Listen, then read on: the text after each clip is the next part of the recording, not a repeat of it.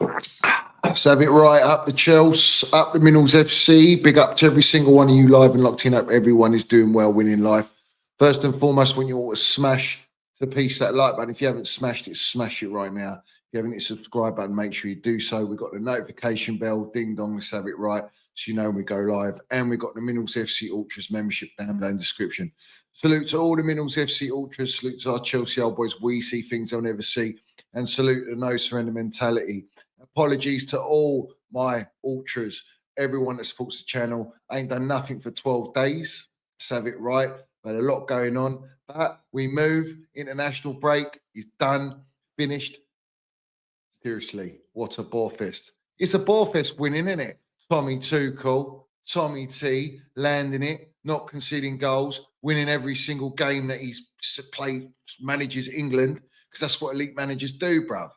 Whether he rotates or don't rotate, he gets results. So salute to our Tommy T. But we were back into it, full swing from international break. And Chelsea playing Burnley. Burnley away. Well, Burnley. Burnley haven't beaten Chelsea since 1983. So I wasn't too worried about this game. I see a lot of the toxic positivity merchants were all, don't know, Burnley, it's a bit of a banana skin. Why should it be a banana skin? They're in the gutter. They're a rubbish team. They're going down. Parker manages them. They're shambles. There was no excuse for Chelsea not to win today. And Chelsea, of course, beat Burnley 2-0. But how did we beat Burnley? It's always the manner in which you win games that you look at. Now, when you look at this game, on paper, he put Reece James in there, Cucurella, Trev, Tozin, Sanchez. He dropped, or should we say, rested Moises Caicedo, only because he's played two international games. He's played 90 minutes for both those games. So the geezer's knackered, yeah, let's have it right. We've got Barcelona coming up and we've got Arsenal coming up. Two massive games. So I get that. I understand not playing Moises Caicedo. He needs the rest, bruv. But he's going to get injured, this guy. It's gonna happen this season. There's no way we can't afford to not play this guy. Now, obviously, we heard about Cold Minerals Palmer, he's packing some heavy jewelry nowadays, bruv. You know what I'm saying? Is it the jewelry that hit his toe, or did he hit his toe in the door and fractured his toe? And apparently, he's out till, he's going to miss the next 3 games.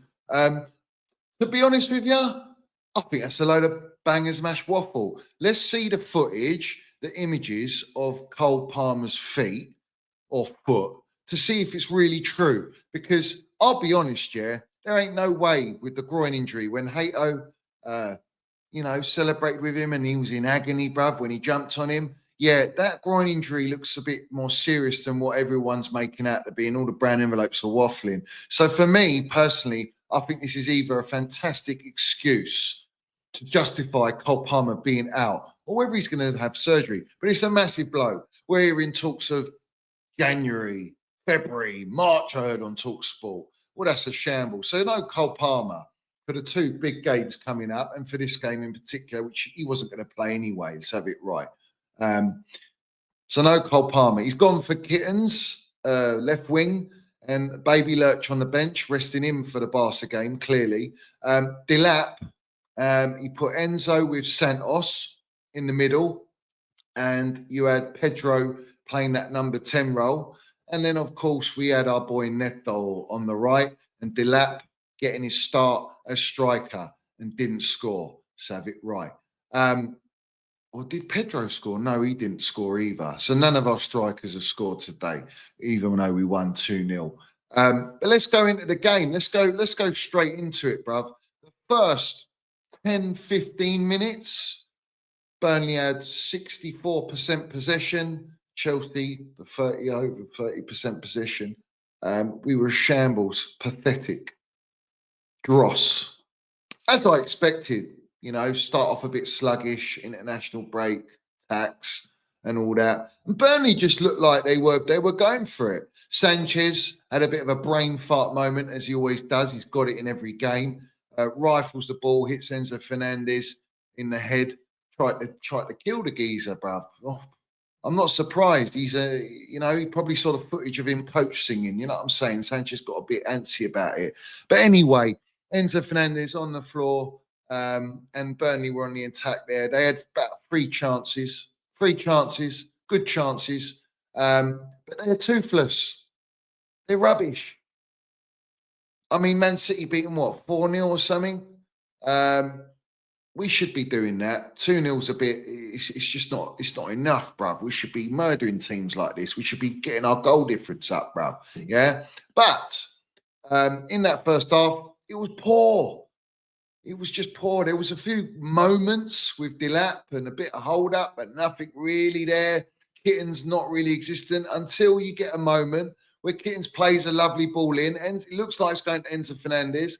Burnley's poor defending didn't track Neto because they were worried about the run of Enzo Fernandez. And Neto there, diving header, 1-0 up before half time. You think, well, that's it. You're going to kick on.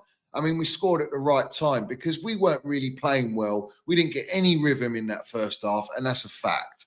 So we go into the second half. It's like the national lottery, bruv. This manager we got who loves to rotate because we're rotation FC. The ownership and their model of rotation is so important. And we go into that second half and we kind of look like we control the game or whatever. And then he makes a change. He takes Reece James off to rest him, obviously. Gives the captain's armband to Enzo Fernandez. And then we got Badashile that comes on, and you got the back three. And I thought Tozin, he played some nice passes. People will be hyping him up like he's some regen of Rio Ferdinand. But we've had a track record of this guy. Trev was very lucky not for us not to concede a penalty when he held the ball and put the ball down in the penalty box, and the ref didn't give it. And there was some great blocks as well. Obviously, Santos made a great run back and block. Trev made a block. I think Cucurella made a block. So, like, we were defending, we were trying to keep the clean sheet, which we did get in the end, which was good. And then you look at the second half and you think Burnley had nothing, but we weren't really taking our chances. João Pedro had a chance to have laid off and have a shot, and he missed it. Delap had a chance where he could have just squared it Enzo Fernandez, and he wanted to go for the glory like he did in the first half shot, which was a rugby shot, bruv. Went in the gods, bruv. Selfishness. Not making the right decisions to benefit the team, to ease the nerves, to make it a nice, easy game. Because at 1-0, anything can happen. And 1-0 was going on till near the end of the game, where we were going to get a bit of injury time and whatnot. And then Burnley started to come in with some confidence. They started to build up, and they started to build momentum, and they were getting in. And then, obviously, this is Chelsea way of when we counter. There was that nice play by, I think it was Gusto who laid it out, actually, because he come on as well. Played a ball to Neto, and then Neto played a diagonal reverse ball to Gui, because Gui come on for Delap, of course. And Gui, to be fair to him, showed strength, ran down the channel, made sure he got in front of the defender, and he still had the guile and the sort of like calmness to lay it back. And who's there? Of course, the traffic cone. He's like Super Frankie Lampard running late in the box. Yeah, okay. Scores deflects slightly off the Burnley player, down the middle, goes in 2-0. Game, shut up shop, we're done. 3 points, thank you very much. But it was a bit of theatrics, wasn't it, from the coach singer, doing what a coach singer does, gets on the advertising boards and runs into the crowd, celebrating like he's scored in a Champions League final or in a London derby, which he hasn't, or any game of relevance, because Burnley's not exactly the type of game where you get up and celebrate like that, because he's under the cosh. All the little, Enzo's playing today, merchants, and the ones that defend him for dear life will always defend this guy, yeah? But he gets his goal, well done, fantastic. and celebrates with the crowd. It's a lovely PR stunt. I'm not fooled by it, bruv. I just think it's over the top. Do you know what I mean? 2-0, but lovely. 3 points behind Arsenal. Is it all title charge now? I bet it's title charge. No, it's not title charge. Honestly, I don't want to hear this nonsense. It's delusion, bruv. And delusion's one hell of a drug. But it's nice to put a bit of pressure. Arsenal got the London derby against those absolute shites. So hopefully they get done. It's one of those where I just don't want Spurs winning any game. So a draw would be nice. A draw would be nice, square it off in that North London derby. And then it sets it up nicely poised for us to play Arsenal, which could be a very, very big game. So an important game in terms of context for the season, not for us in a title charge, but for fucking up for Arsenal, which is the priority, bruv, because I cannot have them winning the Premier League title, bruv. We'll see what happens with Man City, Newcastle later on today. But everyone's getting giddy. I get it. I understand. You're all excited and whatnot, and you're on the train. You're on that Blueco fucking toxic positivity train, and I understand it. And we beat Burnley and lap it all up. But for me, this is no benchmark. This is just should be a standard procedure win, and it wasn't really. We were rubbish. We were poor. We didn't really. I expect this. Yeah, when you rotate the squad this much, you're not going to get these patterns of play. You're just going to rely on individual moments and brilliance and specific moments in the game where you take advantage. But I want to give a shout out to Neto, because I think for getting the first goal was very important, because we were so poor in that first half. So that obviously settled everything and set the tone really for Burnley and shut them down, because they were on top. And then obviously him playing that ball to Gui, even though Gui got the assist, and still had a bit to do. It was that ball by Neto that had put us in that position where we could get that second goal, where we were desperate for the second goal, because Burnley were coming back into the game, growing. And at 1-0, a long throw or a set piece. That's how filthy Burnley are, bruv. You know what I'm saying?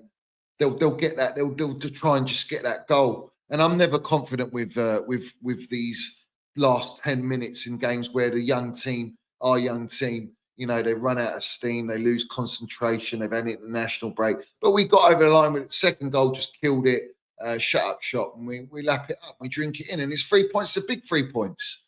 Let's have it right. They're a big 3 points.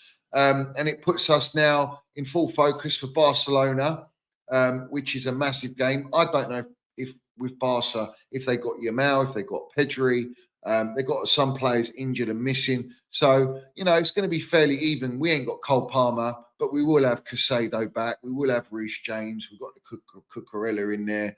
I'm looking forward to the Champions League game. But for me, the job's done. There's nothing to gloss up. There's nothing to get overhyped about. And Esteban not getting any minutes in this game. And he scored 2 goals, didn't he, for Brazil? Like, he's landing it, bro. You know what I'm saying? Why is this kid not starting when we know we ain't got Cole Palmer for a lot of games? Is he going to start for Barcelona? Is he going to bench Neto? Gittins didn't really do much apart from the assist, which is great. You got the assist, but apart from that, it was poor. Generally, I'm just not. I look at the context, the manner, and the way we win, and sometimes, you dog it out. It was dross. It was absolute dross. And this manager, bruv, before we scored that second goal, and the celebration tells you everything for Enzo Maresca when we scored the second goal, he was fist pumping and all that, because he knew he was playing it he was playing a very, very risky game in hoping that you can nick that 1-0, because it looked like it was just going to be a 1-0. And that's pretty poor to the standards of Chelsea Football Club to go away to Burnley, who haven't beaten us in how long? You know what I'm saying? We should be winning 4-0, 3-0, easy, bruv. And there could have been more goals from us. Cucurella was basically the change he made, I think, was with Badiashile when he come on. It allowed Cucurella to push up and invert more. And Gusto made a run. Gusto even had a chance where he laid it off, and then he got it back, and then he had a shot down the middle, and the goalie made a good save. And that's it, bruv. You know what I'm saying? It was just we don't care. Just win the game. So in that sense, they've done that. They've won the game. But I'm looking in the context of future. I'm looking at the fact that Cole Palmer being out for a long period of time is going to play. It's going to hurt us going forward if you're not going to play Esteval at the very least. Because I think Esteval's the closest thing we've got to Cole Palmer in terms of creativity, making something happen. Neto, industrious. Yeah, he's an industrious player. But he's not consistent enough. I think he's got 4 goals now, but he gets those. He pulls up with those goals, and I thought Santos, fantastic off the ball, did the job of Moses Caicedo against the Dross Burnley, was brilliant. But with the ball, needs to up the levels, bruv. You know, he's 21 years old. He's not, he's not that young. He needs to up the levels. And Trev, I thought, yeah, we've got a clean sheet. Well done.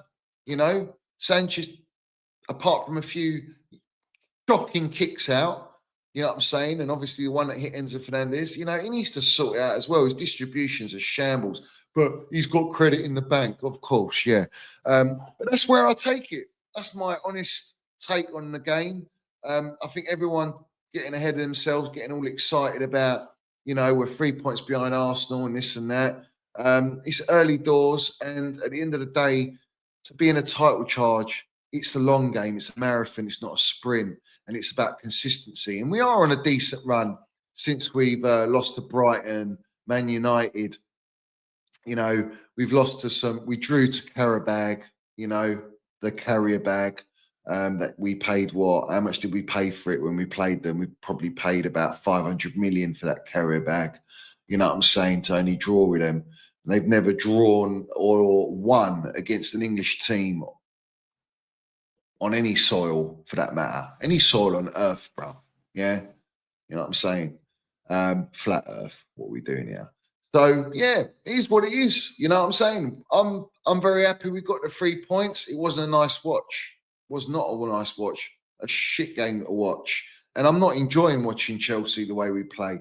But people need to understand, yeah, that Burnley, if they had some sort of firepower up front, I think when that Larson come on, they looked a lot more composed and had a little bit more threat. And they were using the channels. They were getting down the channels. And they were cutting through us. You know what I'm saying? So against any top team or better teams than Burnley, mid-table teams at the very least, yeah, you're going to get caught out with that. So, yeah, we got away with it again. And we were very fortunate after the international break to play someone like Burnley because they are pretty much shit. And we got the result. So, fantastic. Salute all the Chelsea away supporters saying Burnley's a shithole, because it really is. And it's a bit nippy up there. So, I hope everyone's warmed up. You know what I'm saying? And big up to all my ultras. I'm going to be doing streams now. We're back live. So keep your noties on, put your comments down below, and do smash a like button. And I'll be getting ready for the Barca game, bruv. Maybe do a little watch along for that one as well. So up the Minerals FC, up the Chelsea as always. Salute to our Chelsea old boys. No surrender mentality. Win, lose, draw. Blue co out. And on that note, yeah. Meatloaf Tout Bowley comes out and says, you're going to continue to watch our team evolve and grow. We've got them together for a long time. I'm pretty excited about what the future looks like. So we're already getting the PR already. Fantastic. The PR's everywhere. I've seen it all, bruv. We've just signed some 16-year-old kid or 15-year-old. It's just non-stop, bruv. It's a conveyor belt of kids. Same old. But listen, don't pay attention to that. It doesn't matter. We're trend setting. We're ahead of the game, ahead of the curve, because the days of buying big money signings are out the window. Not for many other clubs, from what I'm seeing. But we move. Let's have it right. But yeah, I ain't sponsoring that nonsense, bruv. But salute to all my ultras, mate, and apologies again for no content whatsoever. Because, like I say, I got a lot of shit happening. We move, bruv. I love all my ultras, bruv. Respect to all of you.